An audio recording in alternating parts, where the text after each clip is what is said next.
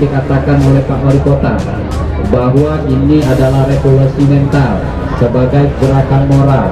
pemotivasi bagi para pejabat, para ASN dan PNSD untuk masyarakat agar menggerakkan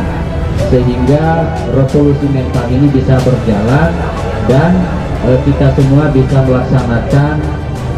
kegiatan ini secara spontan di lingkungan kelurahan maupun di tingkat RT masing-masing.